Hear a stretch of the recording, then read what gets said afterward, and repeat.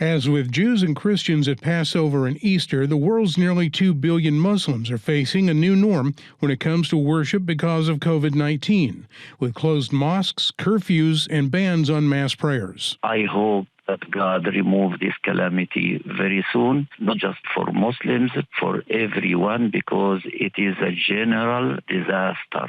Hosni Ibrahim is imam at the Islamic Center of Northwest Florida in Pensacola. Everyone will stay home and pray. Everything is suspended until further notice. Of course, we have to follow the law. Ramadan commemorates the first revelation of the Quran to the Prophet Muhammad by fasting during the daylight hours. This year, there will be no large get-togethers to break the fast at sundown each evening. During the day, we remember God by saying there is no God but Allah. Most of our action is to recite the Quran. So each family can pray in congregation at home, but not at the mosque. Due to COVID, special Ramadan prayers known as Taraweeh, during which long portions of the Quran are recited, will be offered in homes this year. People go and pray together, especially the evening prayer. Say in the mosque in Pensacola here, you will have maybe close to 200 people attending, and usually it takes a few hours. Now, of course, after closing the two mosques in Pensacola, they will have to do the prayer at home. Dr. Tarek Aldawi is an oncologist at Ascension Sacred Heart Hospital. Rather than the usual large gatherings at mosques, the faithful will break their fast while joining others through Skype, Zoom, and other online conferencing. Thank God for the technology now, but many people depend on charities and charities in general. People prepare what they call food parcels, different items for the poor and those in need, and they usually distribute that in Ramadan. Now, of course, with the anxiety about the coronavirus, I'm not sure how is that going to work. Saudi Arabia has temporarily halted religious visits to Islam's holiest cities, Mecca and Medina, to help prevent the spread of coronavirus in that country.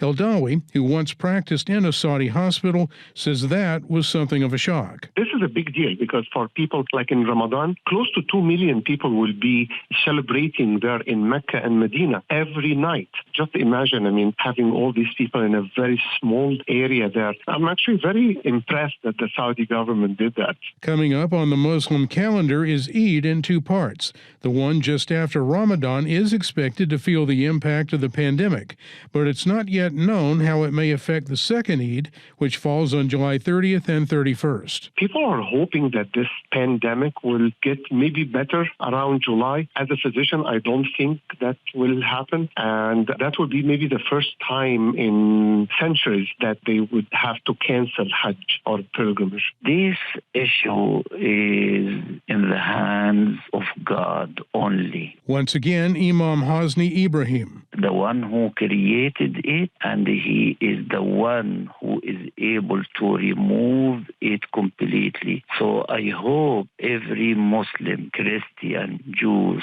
any type of worshipper, they must seek protection from God.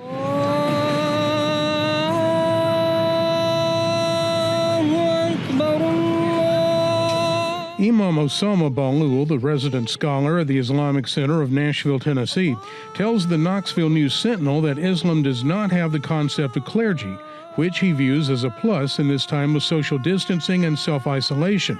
He contends that anyone actually can reach God from anywhere.